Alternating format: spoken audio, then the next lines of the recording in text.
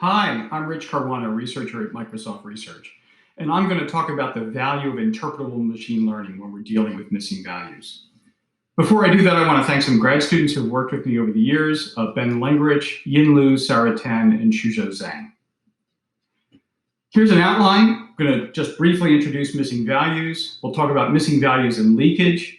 I'll give you a very quick intro to interpretable machine learning, and then we'll talk about how interpretable machine learning can help us with missing values, and I'll wrap up with some challenge problems. So there's the introduction. Hey, 75% of machine learning is stuff you do when you're preparing to do the machine learning, and another 15% is stuff you do after the machine learning. So in fact, the stuff we call machine learning is really only like 5, 10, 15% in the middle. And perhaps the most important thing in this entire process is how we deal with missing values. That's the big elephant in the room, and probably the most important pre-processing step that any of us has to deal with.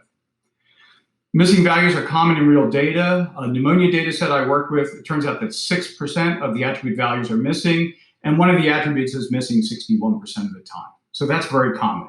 C-section data set, only about 0.5% of the attributes are missing, but it turns out that 30% of the cases have at least one missing value.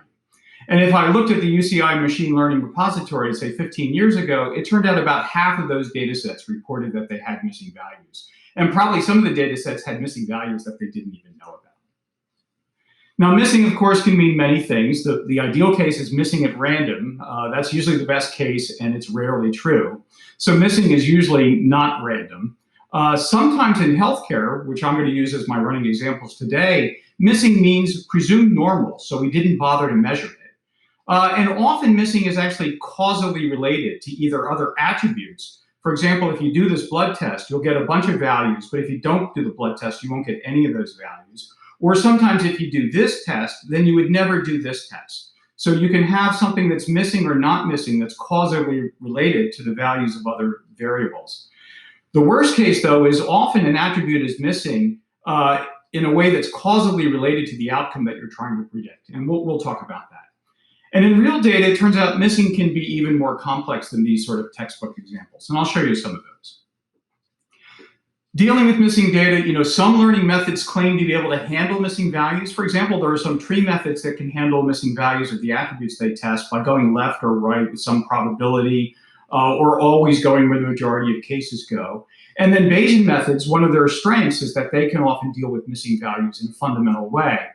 One of the questions, though, is how well do these methods actually handle missing? Just because they can take the missing that's coded in your data set and do something with it doesn't mean they're always doing the right thing or what you would want.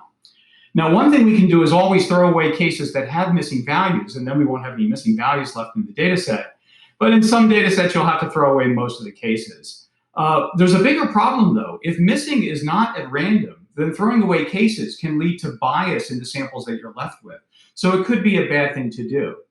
Another trick, of course, is treat missing as a new attribute value. Now the question is, how should you code it? Should it be the smallest value, the largest value, or maybe you should create an indicator, a new variable to indicate that something is missing.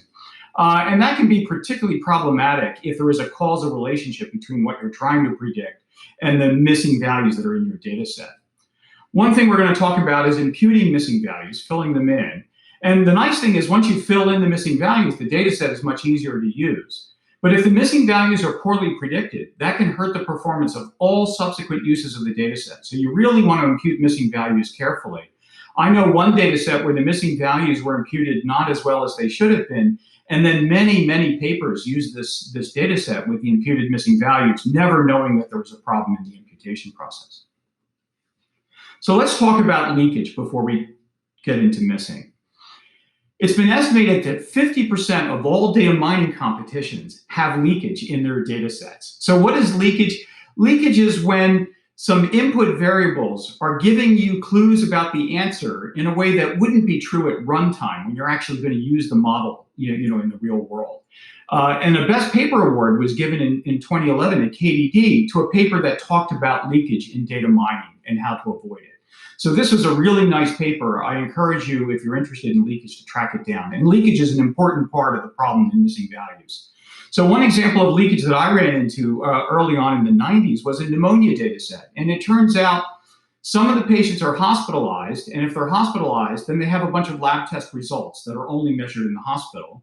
Other patients are not hospitalized, they're treated as outpatients, and then they would be missing those lab test results. And we're trying to predict whether the patient is high risk or low risk, and it turns out that's strongly correlated with whether the doctors hospitalize the patients or not. And it turns out just knowing that these lab tests are missing tells you that they were not hospitalized, and knowing that the lab test values are present, even if you ignore the actual values, tells you that they were hospitalized. And you get really good ROC by just knowing whether these lab test results are missing or not, because that tells you whether the patient was hospitalized or not. So one of the interesting questions is, can we automatically detect this kind of leakage that's happening, or at least create tools to assist users? So one classic test of leakage that I've been using for many years is the following. I replace all of the known feature values with a value like 0. And I replace all of the missing feature values with a value like 1. So now the data set only has 0s and 1s in it. 0s mean the value was not missing, 1 means the value was missing. You've lost all information about the actual values of the features. And now you train a model to predict the target. If that model does better than chance, like if it's got an ROC better than 0.5, then somehow just the pattern of missing is informative about what you're trying to predict. So that's a really strong sign that there's some leakage happening. And the more accurate the model is, then the stronger the leakage. So for example, just knowing that these lab test results in the pneumonia data set were missing or not missing gave us an ROC of almost 0.9 on that data set without knowing any detail other than missing or not missing about the patients. So you can do this for the entire data set, or you can also do it one feature at a time if you want to see which features are leaking the most. So this is a sort of classic test. Now let me start with a thought experiment here. So suppose you have a variable, and the variable has 3 values. You see -1s, 0s, and +1s. Well, what is that variable? What's it telling you? Is -1 coding for missing, and 0 and +1 are the 2 real values of a Boolean variable?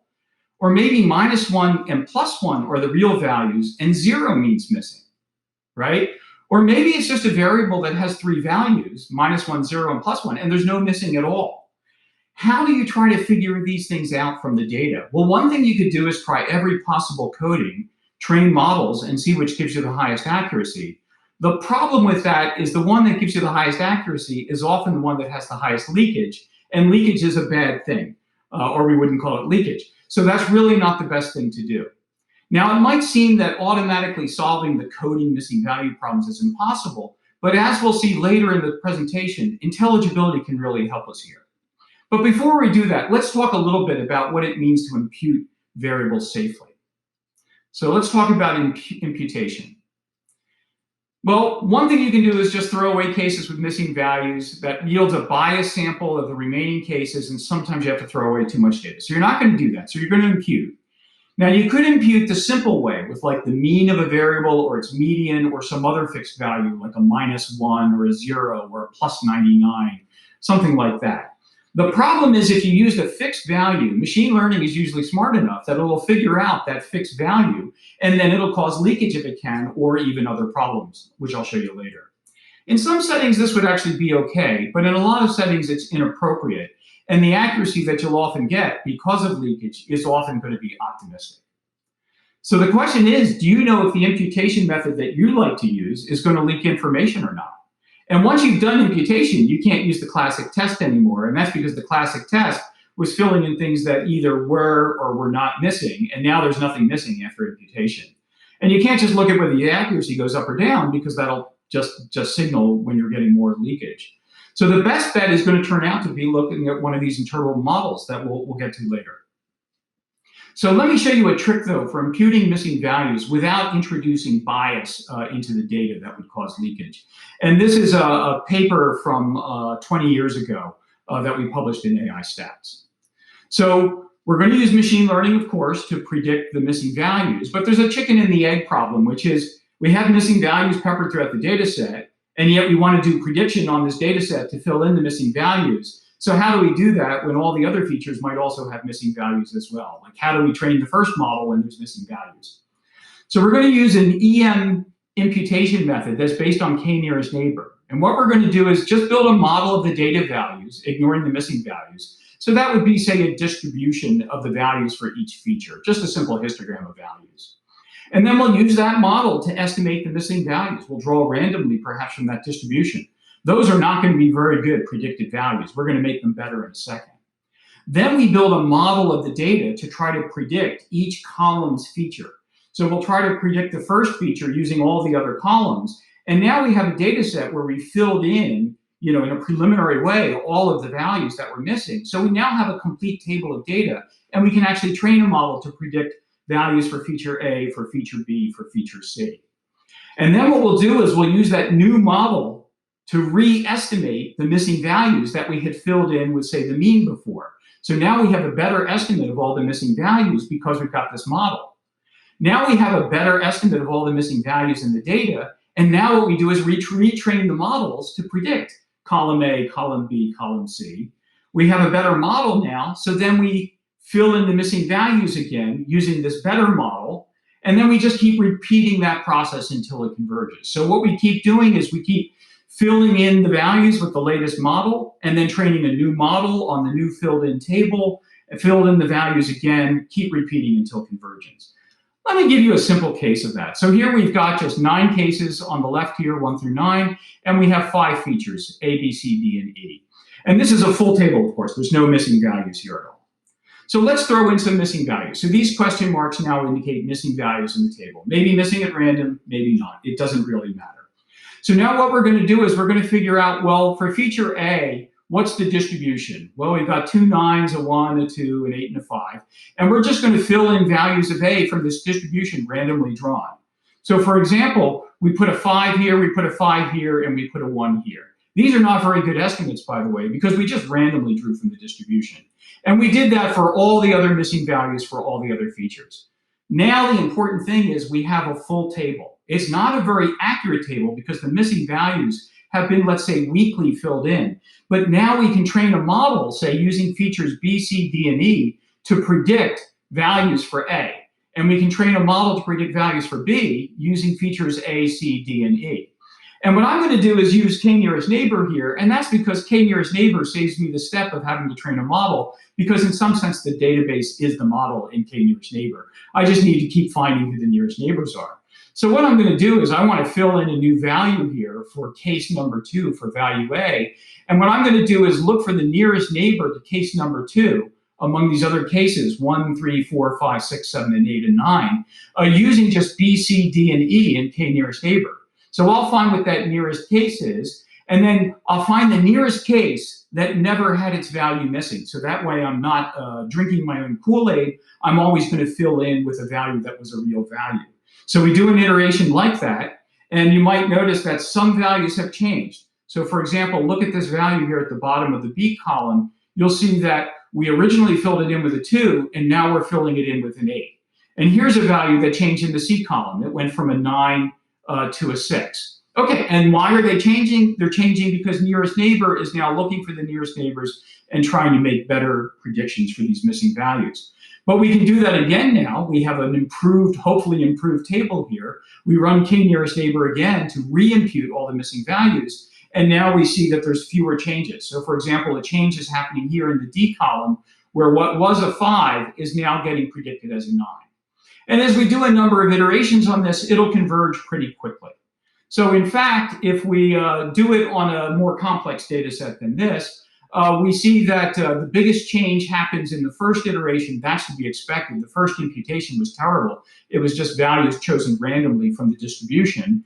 And then we start doing k-nearest neighbor to re-impute the values. And you can see pretty quickly, after maybe only a dozen iterations, we've started to converge. And there's not much change happening anymore in the filled in values. And the reason why this hasn't gone to 0 is because sometimes it's just sitting there flipping back and forth between 2 values. But it turns out that can be prevented by making the algorithm a little more complicated. And if we were to then use the filled in values that come from different iterations to, say, trying to predict something using the data set, trying to predict an outcome, we see that accuracy, in fact, does go up. And it continues to go up as we do more iterations of EM-style imputation. Okay, now there are potential problems with any imputation method, including this. Most important one is the values you impute might be inappropriate. I do a lot of work machine learning in healthcare, and it turns out if you don't impute values separately for men and for women, then you can end up with male patients, who have had prior pregnancies, and you can end up with female patients who have prostate problems. Or you can end up with adults who have childhood leukemia. And that's because you've imputed values using a model trained on a large data set, and it's not always going to make accurate predictions. So you can end up with things that are really strange. And many of these will not be obvious. They look like they might be possible, but they're actually just very unlikely. And what's happening is your data, because of the imputation process, is starting to fall off the original manifold. And this can hurt downstream learning. And if doctors ever see that you've imputed something where a woman now has prostate cancer, it turns out the doctors will never trust you again. So you do have to be careful about these sorts of things. Imputation, if you're going to do it, is really critical to do it well. And some attributes could just be difficult to predict. I mean, a lot of input features you really can't predict from the other features. So the filled-in values might be random, or worse, they might be inaccurate and not random. They might have some consistent pattern, which will now allow leakage to happen. The worst thing, though, is that some of the best performing machine learning methods are so costly that it's actually impractical to use them to, say, fill in missing values. So if you want to use deep neural nets now to do this EM-style algorithm I'm talking about, you'll have to train a model for every feature. Maybe you have hundreds of features, and you'll have to do that every iteration. So if you have to do 10 iterations for 1,000 features, you'll have to now train 10,000 neural nets, and that can be expensive. Let me give you now a quick introduction to something that's going to help us here, and that is interpretable machine learning. So for the next few minutes, I'm actually not going to talk about missing values at all. I'm just going to talk about interpretable machine learning, and then I'll show you how to use this. You might have seen that there's a trade-off between the accuracy of a model and its intelligibility. That is, very accurate models like boosted trees, random forests, neural nets aren't very intelligible, and more intelligible models like logistic and linear regression, unfortunately, are not very accurate. I'm happy to say that on tabular data, this is actually not true. There are some algorithms that are both accurate and interpretable, and we're going to talk about one of them today. The one I'm going to talk about is called the explainable boosting machines. So these are gradient boosted trees that are carefully designed in a way to make them very interpretable. And they really do have, on tabular data, all of the accuracy of these methods. And yet they have even more intelligibility than simple methods like linear and logistic regression. So that's great. Let me tell you how these things work briefly. There are part of what's the class of models known as generalized additive models. So here's a linear model, weight times a feature plus weight times a feature. That's an additive model. Here's a full complexity model. Think of this as a random forest or neural net. It's just an arbitrary function of all the features. Now there is something between these classes, and this is what's known as an additive model. It's a function of the first feature plus another function of the second feature. Linear models are a special case of this, where the function is just multiplied by a weight. But these functions can be more complicated. They can be nonlinear, they can be multimodal, okay? Now we can make that more complicated. So here's a sum of all functions of individual features. Here's a sum of functions of pairs of features. So this can now do pairwise interactions, and we can go all the way up to three-way and four-way interactions if we want. But we're actually going to stick with main effects, functions of individual features, and then just a small number of functions of pairwise interactions, which actually I won't get to talk about today. Now, we didn't invent these. GAMs were invented by statisticians at Stanford in the late 80s, so they've been around a long time. But they were very conservative when they fit these models with sort of smooth splines, and because of that, they didn't get as much accuracy and intelligibility as we can now get out of them. Our contribution is to use modern machine learning techniques when we train these GAMs, and because of that, we're getting competitive accuracy with any other learning method, and we're getting intelligibility and editability as well, which is really a remarkable combination of things. I'll show you how useful that can be. Here's what the model might look like in a medical data set. So this is a graph, which is a function of risk as a function of your age, function of risk as a function of your asthma, risk as a function of your blood urea nitrogen. And the way you use the model is you take feature one, you find where the patient falls in the graph, you write down the Y value. You go to feature two, find out where they fall in the graph, write down the Y value. You add up all these Y values. In this case, we're trying to predict if the patient will live or die from their pneumonia. The more negative, these are log odds. The more negative, the lower the chance the patient will die. The more positive, the higher the chance that the patient will die. So you might get a score, and you just do the standard logistic that we use in logistic regression, 1 over 1 plus e to the minus 4, and that would give us a probability of death. So if this patient has a score of minus 0.78, it turns out their probability of death is about 30%, which is very high. Let me show you what the model has learned about risk as a function of age. The important thing is it's learning these graphs, these risk models, all at the same time. It's learning to do everything at the same time. So basically, low risk is this region, everybody under 50. So it's good to be young. It's not too bad to be in your 50s and 60s. Retirement, which happens around 67, 68, 69, that's not so good for you. Risk goes up, as you might expect, through your 70s and 80s, a rise in risk right at 85, and then a drop in risk at about 100. What's really interesting is the rise in risk at 85 and the drop in risk at 100. And we think the rise in risk at 85 is basically for elderly patients. We think doctors are deciding, Uncle Joe is 87 years old, has a number of illnesses associated with being this elderly. That's why Joe has pneumonia. We've already used 1 round of antibiotics. It's not helping. Maybe we're not doing Joe any favors by fighting further. Maybe it's time to let Joe pass. And we think doctors are deciding to do that more easily when patients are above 85, a very round number, than when they're younger, below 85. This drop at 100 is really interesting. These are patients who are now centenarians. They've made it to 100. And we think it's the same sort of social effect. That is, doctors are deciding, if you've made it to 100, you have a treatable illness like pneumonia, we're just not going to give up on you. We're going to fight for you, do everything we can. We're going to go for the record. And we think we see a sign in the data that when doctors fight extra hard, the patients do actually have a better survival chance. And yet when they give up a little more easily, say above 85, we do see a lower survival chance. Now, one of the things we can do with this kind of model is the model really is these graphs. And by the way, this is the most accurate model anyone can train on this pneumonia data set. So we get this very interpretable model where we can look at graphs like this for each feature, and we don't lose any accuracy in the process, which is amazing. But we get something else too, which is we can edit the model. That is, we don't actually think that biologically risk goes down over 100. So we can redraw this part of the graph and make risk be slowly increasing with age, say above 85. And if the doctor wants to overrule the statistics in the data, we can do that. Now, we learn a lot of interesting things about pneumonia. It turns out asthma is good for you. Patients who have asthma have lower risk. Patients who have chest pain have lower risk. Patients who have an obstructed lungway have lower risk. None of this makes sense, right? Being over 100, having asthma, having chest pain, heart disease, and obstructed lungway, none of these things should be good for you if you've got pneumonia. And it turns out that the reason why the model is learning these things is because asthmatics, patients with chest pain, and patients who sound terrible, their breathing really sounds raspy, all of these patients get to healthcare faster than patients who don't have these problems. And because these pneumonia patients get to healthcare faster, and they get really serious attention when they get there because of their other illnesses, and because of how bad they sound, it turns out they get stronger care faster, and because of that, they actually do have a better chance of surviving. But we don't want the model to predict that having asthma and chest pain are good for you if you've got pneumonia. So what we would do is we would then edit these graphs to make these effects go away. Okay, these models really are accurate. So here's a study that compares these EBMs with a number of other GAM methods and full complexity models like random forest and gradient boosted trees. And it turns out we basically tie in accuracy for the very best of all these models. So that's great. That means compared to full complexity models, you're not losing any accuracy, but you're getting all of this interpretability. Here's another study. We didn't do this study, and the arrows point to the EBMs. And you can see that on each of these problems, this is recidivism prediction, you can see that on each of these problems, the blue bars are doing very well. In some cases, they're the best.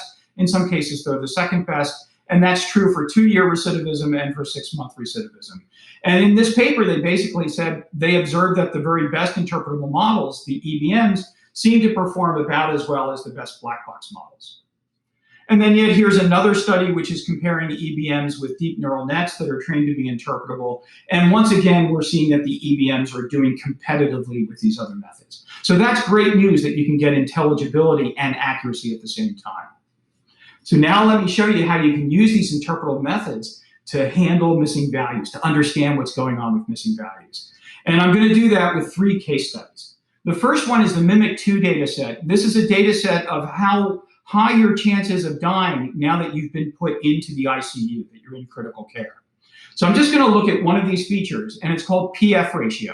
PF ratio is a measure of how well you're converting oxygen in the air you breathe into oxygen in your bloodstream. And it turns out being out around 1,000 is good. That means you're really effective at converting oxygen into your bloodstream. And having a low PF ratio is bad. It means you're having a lot of trouble breathing. And the doctors looked at this and they said, hey, qualitatively, that's really, really appropriate. We like the graph. But there's an interesting thing in the graph, which is what is this funny drop that's happening right at around 300, 400 here in the graph? Like, why are we seeing risk high, then starting to go down, suddenly drop, and then suddenly go back up?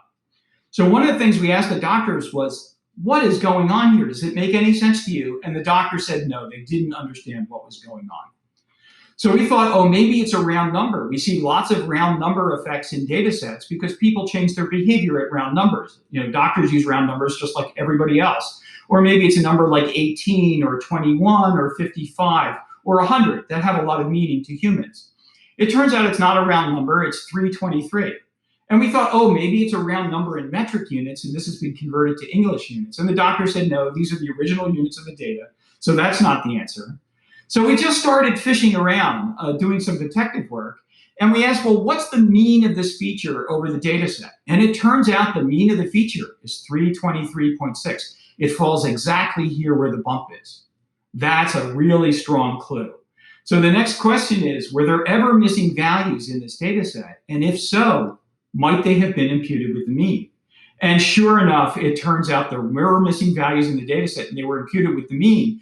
And what the model is doing in a lot of medical data sets, missing means, well, we assumed you were normal. We didn't even bother to measure the test. So notice that the bottom here is about equal to these very healthy patients over here. So what's happened is we have a bunch of healthy patients. Turns out 60% of the patients have missing PF ratio. They're almost all very healthy. That's why we didn't even bother to measure this test. And they're all sitting right here at the mean value of the feature. And the model is recognizing that it needs to lower risk right at this value for all of these very healthy patients, and then go back up for the unhealthy patients that are just above or just below this missing value. So this is really a strong signal. Whenever you see a bump in a graph that occurs at what is likely to be a filled-in value, like a mean value or a median value, then it's a strong clue that missing values are here in the data set. And the model actually is reasonably accurate. The tragedy, though, is that there are some patients who really do have a PF ratio of 323. They fall in this bin, and now they're sitting in a bin with a bunch of patients who are very healthy. And the patients who have a real value of 323 are going to get predicted as lower risk because of the other patients they're surrounded by. And that's a shame because they're actually higher risk. So you really would like to fix this and do imputation in a very different way, so that either the imputed values are spread among the graph or more likely at the end of the graph, either at a very high value or maybe at a low negative value. Let me talk about the pneumonia problem and show you some missing values there. So this is your heart rate, and it's an interesting graph. High risk if your heart rate is too high, high risk if your heart rate is too low, though there's not as many patients there. Notice this flat spot that goes from 40 to 125. Like, why is there a flat spot in the model right around what is, a normal heart rate? So, and by the way, heart rates of 100 are considered normal if you're in a doctor's office. So, and that's because of white coat syndrome. So 91% of the patients, it turns out, fall in this region and are missing their heart rate. So what is going on here? Why does the model have this flat spot? Well, it turns out missing was assumed to be normal, and it was coded as a 0. So actually, 91% of the patients are all sitting over here. Very, very low risk, right? And what happens is the model actually sees no patients whatsoever between 40 and 125. So what it does is it kind of interpolates between what it sees at 39 and what it sees at 126. And that interpolation, unfortunately, is higher risk patients. So it's actually saying that normal patients in this region would actually have higher risk than they really have, and that the model actually learned. So what you would want to do is you would want to edit this graph so that in this region, should future patients ever actually have their heart rate recorded if they fell in the normal range, you want to edit the model so that it quickly drops down to this region, which was learned here, it comes across and then goes back up. Now, you'd love to have data so that you could do a more smooth interpolation, but we don't have any data to support that. So we're just going to do the simplest thing, which is have the model drop down and go back up, which is what it's already doing down here. So this really tells you that missing values can cause some weird distortions in your model. And one of the beauties of these EBM models is that you can see the effect of missing sitting here. You can see the effect of missing in this big gap in the model, and now you can repair the graph. Here's the same effect for body temperature, whether you have a fever or not. And again, 62% of the patients are missing their temperature, which was coded as a 0. That's pretty low risk. It turns out the height here is pretty close to the height here. Maybe you don't have to edit this, and it does kind of interpolate between the risk here and the risk here. So maybe it would be safe to leave this without editing it. But the real missing values are all sitting over here. And then just here's one more. This is your potassium level. It turns out a lot of patients are missing their value right here. 78% of the patients are missing it. They're again all coded as -1 and coded as 0 sitting over here. And the model just sees no data in this region from 3.5 to 5.2, which is considered the normal range. And in this case, it's probably going to mildly overpredict risk because it really should be down here. So maybe you want to edit this model as well to come straight across and jump up. Or maybe you'd want to do some sort of interpolation. Maybe it should come over for a while and then smoothly join here. But again, we have no data to support that. Maybe a doctor could help you figure out how to edit this graph. Third study, our last case study, is going to be a pregnancy data set. And I'll go through a number of graphs. And this is something we're working on just in the last few weeks. So it's really fun, and we don't have all the answers for this. Okay, so this is whether a vacuum was used to help pull the baby as it's being born out of the mother's uterus. Okay, so this is a vacuum method for aiding delivery. And what's interesting is that whether the vacuum is not used or is used seems to have about the same risk, and that's strange because we would have thought that using a vacuum did add additional risk. And then what's even more bizarre is that missing, which is the most common value by far in this data, that has a very different value than no or yes.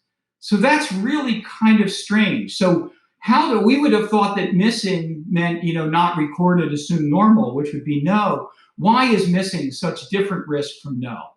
Interesting question. Have to talk to doctors and do more detective work in the data set and the database to figure out what's going on here. But at least we know we've got a problem, and the model is telling us right away that something's a little strange here, and that missing values are doing something unexpected.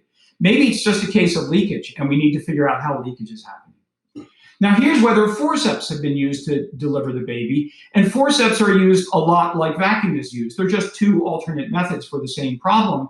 And we see a very similar behavior, which is that no is maybe slightly lower risk than yes, that the error bars are big, and yet missing, which is the bulk of the data set, is actually very low risk, and we don't know how missing is different from no. And if we solve the problem for forceps, it'll probably give us the answer for vacuum and vice versa. Now here's complications of pregnancy, such as gestational diabetes. The mother is getting diabetes because of the pregnancy. Now this is really weird, and that's because first of all, we see that having gestational diabetes looks like it slightly lowers risk, but the error bars are so big that maybe it's the same as no. So maybe there's no effect here. The really weird question is, why does having this value be missing seem to convey a little bit of extra risk? The scale is small, so it's not a lot of extra risk. But why does having it missing convey extra risk at all? This really seems to be a classic case of leakage, and it looks different from what we saw in the previous two features. So it's clear that one size does not fit all when trying to handle missing values, even in the same data set. Now here's the practitioner practice type. So this is what kind of doctor is giving you prenatal care. And missing is actually pretty rare. If you look at the histogram, it hardly happens at all. The interesting thing though is, why is missing much higher risk than all the other practitioner types? That kind of doesn't make sense. Now one possibility is that if it's missing because there was no prenatal care whatsoever. And that often leads to a higher risk delivery because there was no prenatal care. So maybe missing is actually correlated with pregnancies that have no care. That's definitely not missing at random. And you need to understand this. And it's not really leakage either if this is going to be something that'll be regularly occurring in the data, even when you go to use it in the future. So you need to track that down. Okay, what went backwards? Here's how the baby is presented in the birth canal. So vertex is normal. That's where the baby comes head down, and the head is the easier part to get out of the cervix. So vertex is good, and about 95% of pregnancies are vertex. Breech is when the baby is turned sideways or is coming in sort of upside down, legs first, hips first. And that's extra risk for both the baby and the mother. So what's interesting here is Y is missing, looking a lot like breech. Like breech is the abnormal rare condition. Vertex is the sort of normal condition. If missing meant assume normal, then you would expect missing to look more like vertex than it looks like breech. So this doesn't make any sense at all. Yet another unique situation where we need to figure out what missing values mean. Okay, here's one of the continuous variables. It's length of time in hours from dilation being complete to the time the baby is actually born. And here, about a third of the cases are missing this value, which is very interesting. And it's been coded as -1 in this data set, not as 0.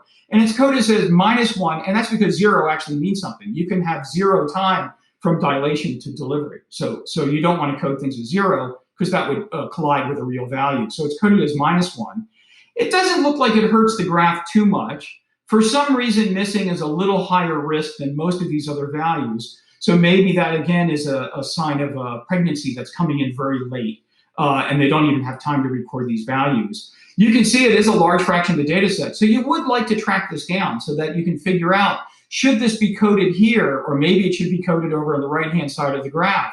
And a lot of learning methods, learn similar things for adjacent values. They have a bias towards smoothness, including decision tree methods, it turns out. And because of that, there's some of this risk is leaking into the 0 case, and some of the risk here is leaking into this case. There's a good chance if you would learn these separately, the risk for missing would be a little higher, and the risk for 0 would be a little lower. And it's possible that some of this bump that's happening right here between 0 and, say, 1 hour, it's possible that some of that bump is coming from leakage. This is a different kind of leakage. This is a smoothness, a bias in the learning method, causing it to learn something from these missing values. So once again now, this is a case where missing values here can be affecting some of the adjacent values. So you want to track that down as well. And then here's another length of time. This is hours from complete dilation from the time you were admitted. And that can, of course, take many hours. When you first go into labor, it could still be 20, 30, 40 hours until you completely dilate. And missing values are, again, coded as a -1, so it's a somewhat similar story as before. And maybe if you look at this region, we're not as worried about what I saw in the previous graph, that the value here is leaking too much into the adjacent values, because these already look like they have low values. So you can see, even though we've done something very similar to this graph and to the previous graph, maybe we wouldn't worry about this one, but maybe we would want to fix the previous one. Okay, this is my favorite example from this data set. And the reason why I like this is we have data not in the record, which to me means missing. Here we have no and yes, that's common. And then here we have missing. So we have 2 different codes for missing.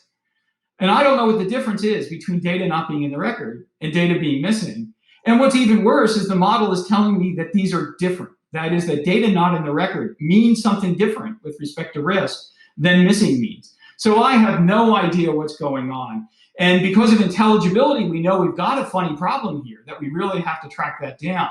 But we have to fix it somehow. And because the model is editable, once we know what's going on here, it might be pretty easy to fix this. The hard part's going to be doing the detective work to figure out why we have 2 values for missing and what that means. Okay, that's the end of the case studies. Every data set has these kinds of problems, and every machine learning method is going to learn roughly similar things if it's a powerful enough machine learning method. And these days, we only use powerful machine learning methods. So they're all going to learn these same sort of effects. But if your model's not interpretable, you don't know that these are going on inside of your model. If you're doing random forests or boosted trees or neural nets, I tell you, your model is doing these very same things, but you just can't see it. So this interpretability is a really powerful tool for helping you deal with missing values and see how they're affecting your model. Let me just end with some challenge problems here. Can you impute missing values without introducing bias and leakage? You want to impute values in a way that doesn't change the distribution. You don't want constants because that can lead to leakage.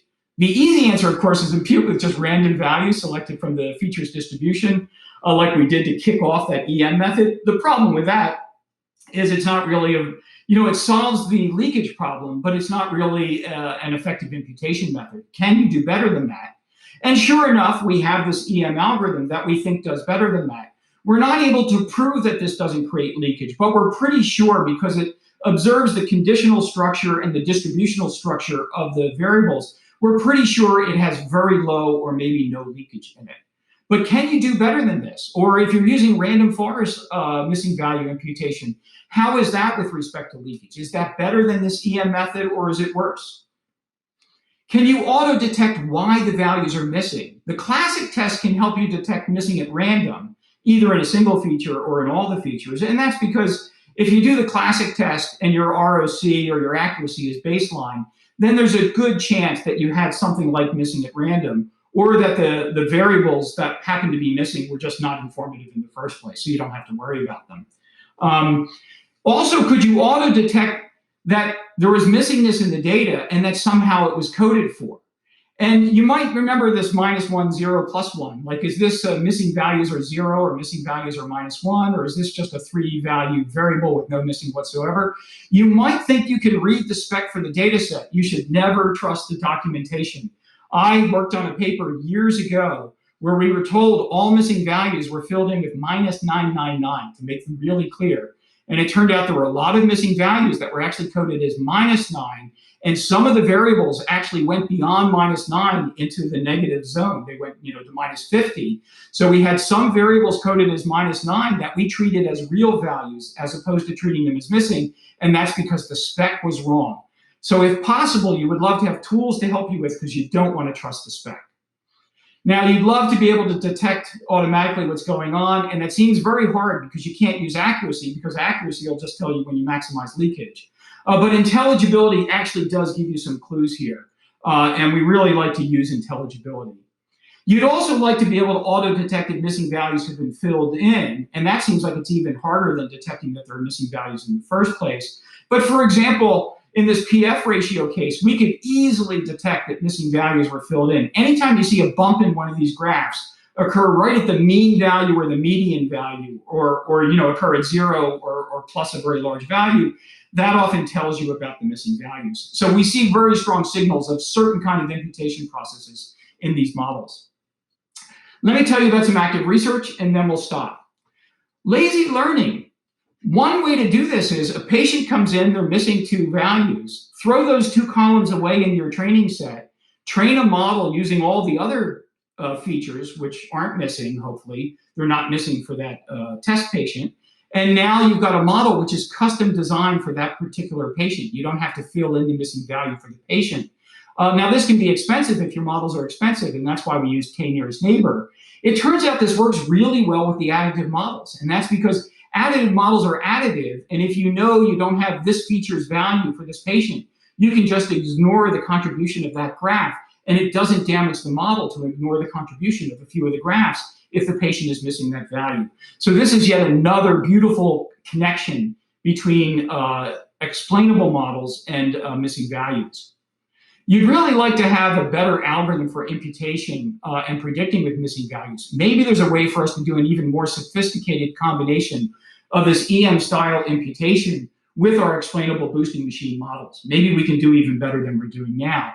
And you'd love to auto-detect that missing is happening in your interpretable graphs, like not have to count on a human to look at all the graphs. Sometimes we have thousands of graphs. You're never going to study them carefully. So we'd like to have methods to automatically process these graphs and tell us the ones that are likely to have imputation problems. I'm going to wrap up. Missing values are one of the major causes of leakage in machine learning. And imputing missing values with just a mean or a median or an indicator variable is almost never a good idea. So don't do that. You really need an imputation method that does not signal that there's missing or otherwise introduce bias into the data set. And these interpretable methods, such as the explainable boosting machines, really do help you see many of the problems we have with missing. We never would have known about all those interesting problems in the pregnancy data set without looking at the graphs that we get from such an interpretable method. And I no longer even use the classic test to look for missingness. I just look at the graphs now. Now, sometimes the story is complex and we don't know the answers right away, but it's much better to know you've got a problem than to not know you've got a problem and just bury your head in the sand. And some interpretable methods will even allow you to edit the model and fix the problems. The wrap-up is, despite decades of work, missing values are still a very important and underappreciated problem. There are many challenges that remain to be solved, just as many as there were decades ago. And unfortunately, many data sets still use methods that are really inappropriate and sometimes even risky to impute missing values. Hey, thank you very much for your attention. And I just want to leave you with a pointer to these explainable boosting machines if you want to use them to help do detective work on your own missing values. So here's a pointer to a package that we open sourced about a year ago, and it makes it very easy to train these EVMs. If you're used to scikit-learn and Python notebooks and things like that, it turns out you'll be able to train a model by just editing the way you would have trained a boosted tree, change a few lines of code, and suddenly you'll get these explainable models, and you'll be able to see exactly how misting is affecting your data set. Hey, thank you very much.